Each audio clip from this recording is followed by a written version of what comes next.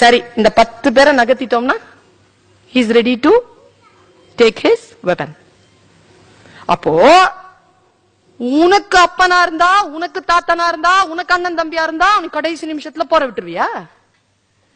அவங்களெல்லாம் நகர்த்திட்டோம்னா நீ போர் பண்ணிடுவ. அப்படின்னா நீ போர் செய்ய வேண்டும் என்றால், நீ கையில் ஆயுதத்தை எடுக்க வேண்டும் என்றால், முதலில் உன் தகப்பனிலிருந்து தொடங்கு, முதலில் உன் சகோதரர்களிடமிருந்து தொடங்கு.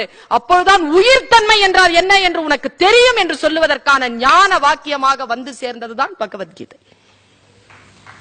அடுத்தவர்களுக்கு என்ன வேண்டுமானாலும் நாம் தவறு செய்கிறோம், நம்முடையவர்கள் என்று சொன்னால் மட்டுமே நமக்கு கை கால் நடுங்குகிறது என்றால் மனிதர்களாக வாழ்வதற்கே அர்த்தம் இல்லையே. மானுடம் என்பது எவ்வளவு பெரிய விஷயம் என்று பேசுகிறார்கள், திட்டம் போடுகிறீர்களா?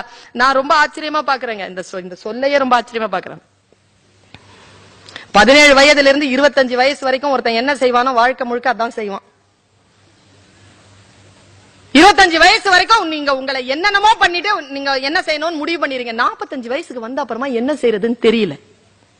கல்யாணம் ஆயிடுச்சு, குழந்தைகள் இருக்கு, பேங்க் பேலன்ஸ் இருக்கு, வீடு இருக்கு, எல்லாம் இருக்கு, அடுத்தது என்ன செய்யறதுன்னு தெரியல. இந்த திட்டம் இல்லை நம்மிடத்தில். பொருளாதாரத்தில் ஜெயித்து விட வேண்டும், குடும்பம் என்கின்ற அமைப்பிற்குள் வந்துவிட வேண்டும் என்பதில் தான் நம்முடைய கருத்து இருக்கிறதே தவிர, அது வந்ததற்கு பிறகு என்ன செய்ய வேண்டும் என்று தெரியாமல் இருப்பதனால் தான் தடுமாறுகிறது இந்த சமூகம். திட்டங்கள் மிக மிக அற்புதமானதாகவும் மிக மிக சாஸ்வதமானதாகவும் தீர்க்க தரிசனத்தோடும் இருக்க வேண்டும் என்றால் அந்த திட்டங்கள் எப்படி இருக்க வேண்டும்? நான் எப்பவுமே சொல்லுவேங்க, யாருங்க பெரிய ஆளு? யார் பெரிய ஆள் சொல்லுங்க? டாக்டர்லாம் பெரிய ஆளா?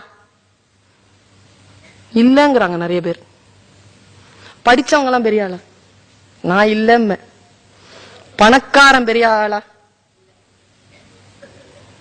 பதவியில இருக்கிறவன்? நான் அம்மா அப்பாவை கூப்பிட்டு கேட்கிறேன், உங்க பையன் என்னங்க ஆகணும்?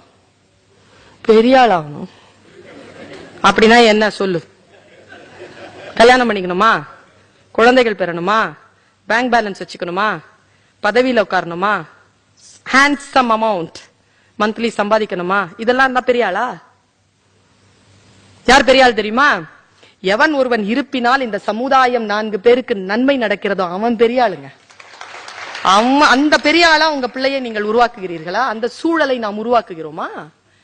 எப்பொழுது வந்து சேர்கிறது அந்த சூழல் நமக்கு? ஒரு டிபார்ட்மெண்ட்ல ஒரு டிஸ்கஸ் நடந்துட்டு இருந்தது எங்களுக்கு. நாங்க எங்க உட்கார்ந்து பேசிட்டு இருக்கிறோம், முக்கியமான டிஸ்கஷன். ஒரு அம்மா எப்ப பார்த்தாலும் கோமாவே இருப்பாங்க எங்க காலேஜ்ல. எதுக்கு கோமா இருக்காங்கன்னு தெரியாது. அவங்க ஒரு குழந்தைக்கு அடிபட்டுருச்சு, அந்த அம்மா உட்காந்து அழுதுட்டு இருக்காங்க. நான் சொல்றேன் பர்மிஷன் போட்டு போங்கன்றேன். இந்த அம்மா வந்தாங்க. என்ன அவங்க குழந்தைக்கு அடிபட்டு, என்கிட்ட ஏன் சொல்லல? அடுத்தவங்க கிட்ட எல்லாம் சொல்லி இருக்கிறாங்க. எதுக்கு கோபப்படுறதுன்னு இல்லையாப்பா? அவங்க துக்கத்துல கலந்துக்கொள்ள மாட்டீங்களா?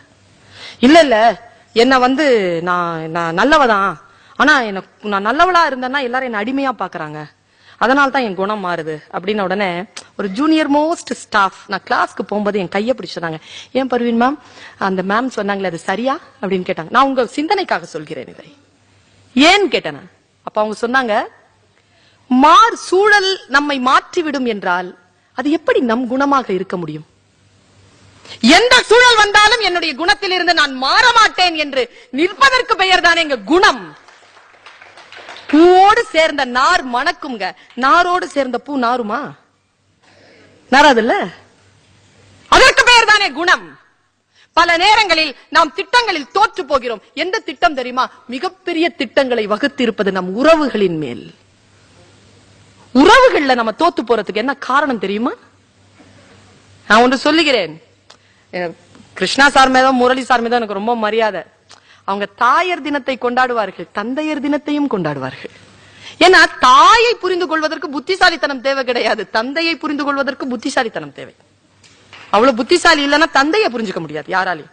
தந்தையின் மீது பாசம் மரியாதை எல்லாம் வைக்க முடியும், கடவுளுக்கு பயந்து கொஞ்சம் ஹெல்ப் எல்லாம் பண்ண முடியுமே தவிர தந்தையை புரிந்து கொள்வதற்கு ஞானம் இருக்கணும். தாய்க்கெல்லாம் அது வேணாம், அது ஏற்கனவே அது ஞானம் தான். அதெல்லாம் அது பக்கத்திலேயே வராது. அது காம்படிஷனே கிடையாது, அன்கண்டிஷனல். அது தனி. நான் காம்படிஷன்ல நிறுத்தல. இத தந்தையை புரிந்து கொள்வது. பல நேரங்களில் நண்பர்களை புரிஞ்சுக்க முடியலையே, நண்பர்களை புரிந்து கொள்ள முடியவில்லை. நான் ஒரு பஞ்சதந்திர கதை ஒண்ணு படிச்சேன். என்னங்க, நம்ம தேசம் எவ்வளவு ரிச் தேசம் தெரியுமாங்க? எவ்வளவு ரிச் தெரியுமா? ஹெரிட்டேஜ்ல விட்டுட்டோமேங்க. என்கிட்ட கேக்குறாங்க, நீ ஏன் சீதைய பேசுற, நீ ஏன் கண்ணகி? வேலைய பார்த்துட்டு போ. மதம் எனக்கு 200-300 ஆண்டுகளுக்கு முன்னால் வந்தது. என் கண்ணகியும் சீத்தையும் பல்லாண்டு காலமாக இங்கே வாழக்கூடியவர்கள். அவர்கள் என் பாட்டிகள். இந்த மண்ணினுடைய கதைகள் அதெல்லாம், இந்த மண்ணினுடைய வாழ்க்கை அதெல்லாம் கல்ச்சர். பஞ்சதந்திர கதை ஒன்று படிச்சிருந்தேன். உங்களுடைய வாழ்க்கையில் ஏதேனும் மாற்றம் நிகழ்ந்தால் பார்த்துக் கொள்ளுங்கள். நான் கொஞ்சம் உஷாராயிட்டேன் அதை படிச்சுட்டு. ஒண்ணும் இல்லைங்க, பார்ட்னர்ஷிப்னு ஒண்ணு வருது இல்ல, ஆமைக்கும் முயலுக்குமா? அநியாயமான காம்படிஷன் அது. ஆக்சுவலி நான் ஜட்ஜ்ல இருந்திருந்தேன்னா 2 பேரையும் ஒரே காம்படிஷன்ல கலந்துக்க விட்டுருக்கவே மாட்டேன். அநியாயம் இல்ல அது. ஓட்டப்பந்தயத்துல ஆமையை விடுறது, முயல் கூட. இந்த முயலினுடைய மேட்டிமைக்கு காரணம் என்ன? எங்க வீட்டுல எங்க அம்மா சொல்லுவாங்க, ஒரு பொருளை மத்தவங்க திருடுற மாதிரி வைக்காதம்பாங்க. அது எவ்வளவு பெரிய அன்பு தெரியுமா? அது இல்லாதவங்க ஏதோ வந்து கடந்து போவாங்க, நீ அவங்களை திருடர்கள் ஆக்காது. எவ்வளவு இருந்தாலும் நான் திருட மாட்டேன் சொல்றதுக்கு அவங்க என்ன தவசீலர்களா? சூழலை ஏற்படுத்தி தராதீர்கள் என்று அம்மா சொல்லுவார். என்ன அந்த விஷயத்திலே எனக்கு உடன்பாடு இல்லை. நான் ரொம்ப ஆழமான ஒரு விஷயத்த சொல்றேன். ஆனா பார்ட்னர்ஷிப்னு போகும்போது சில நேரங்கள்ல ஒரே இனம் கிடைக்காது, வேற இனத்தை தான் போக வேண்டி இருக்குது. குணத்திலயும் சரி, நீங்க இனம்ன்றது குணத்திலயும் வச்சுக்கலாம். வீட்லயே நிறைய பேர் அப்படி இருப்பாங்க. ஒரு எலிக்கும் ஒரு பூனைக்கும் பார்ட்னர்ஷிப் வந்துருச்சு, பயங்கரமான பார்ட்னர்ஷிப். என்னன்னா அந்த பார்ட்னர்ஷிப் என்னன்னா, நீ எனக்கு ஹெல்ப் பண்ணணும், நான் உனக்கு ஹெல்ப் பண்ணணும், அவ்வளவுதான். ஓகே, நம்ம வீட்லயே நிறைய பேர் இருப்பாங்க அப்படி. அவங்க 2 பேரும் எலியும் புனையமா இருக்காங்க, அவங்க பேர் எலியும் புனையமா இருக்காங்க, சொல்லிக்கிட்டே இருப்பாங்க தெரியுமா? அந்த மாதிரி 2 பேருக்கும் நல்லா போயிட்டு இருந்துச்சுங்க. ஒரு நாள் எலி தேடுது பூனைய. ஆழமான விஷயம் இது. எலி தேடுது பூனைய, பூனைய காணோம். காலையில இருந்து தேடுது, 9 மணில இருந்து. மத்தியானம் ஆயிடுச்சு, 12-1 மணி. போனா ஒரு பூனை அங்க மியாவ் மியாவ்னு சத்தம் கேக்குது. போய் பார்த்தா மணி 2. ஒரு வலையில இருக்கிறாரு தலைவர், உள்ள மாட்டிட்டு இருக்க. ஒரு வேடம் போட்டான். ஐயோ வந்துட்டியா, சீக்கிரம் என்ன வெட்டி காப்பாத்த, அவன் சாப்பிடறதுக்கு போயிருக்கிறான், நான் தான் அடுத்தது அவனுக்கு, நீ சீக்கிரம் வந்து என்ன காப்பாத்து. சாரி, என்ன வந்துட்டு கடிக்க ஆரம்பிக்குது எலி. கூட தன் குட்டி எலியையும் கூட்டிட்டு வந்திருக்கு. கதை ட்விஸ்ட் பாருங்க. கூட குட்டி எலியை கூட்டு வந்திருக்கு. தமிழ் மரபில இறைச்சி உள்ளுரை என்ற 2 குறிப்புகள் உத்தி உண்டு சங்க இலக்கியத்துல. ஒரு ஆண் தன் காதலை சொல்லுவதற்கும் ஒரு பெண் தன் காதலை சொல்லுவதற்கும் பறவைகள் மீதும் விலங்குகள் மீதும் உணர்ச்சிகளை ஏற்றி சொல்லுவது என்பது மரபு. அப்படிதான் இத பாக்குறேன். அந்த குட்டி எலி அம்மா எலிய பாக்குது. அம்மா எலி வெட்டுது. வெட்டின உடனே இதுவும் வெட்டுது. குட்டி எலி பாக்குது, அம்மா எலி ஃபாஸ்டா வெட்டல, ஸ்லோவா வெட்டுது. இதுவும் ஸ்லோவா வெட்டுச்சு. வெட்டி முடிச்சிட்டு அப்படியே பாக்குது, இது ஸ்லோவா வெட்டுது. திடீர்னு தர அதிருது. பார்த்தா அந்த வேடம் வரான். வேடம் வந்துட்டான்ற தெரிஞ்ச உடனே இந்த எலி என்ன பண்ணுச்சு, சரையல்னு வெட்டி விட்டுருச்சு. பூனை பாஞ்சி ஓடுறதுக்கும் வேட்டக்காரன் வர்றதுக்கும் இது எலி தன்னுடைய குட்டியோட ஓரமா ஒதுங்குறதுக்கும் சரியா இருந்தது டைமிங்.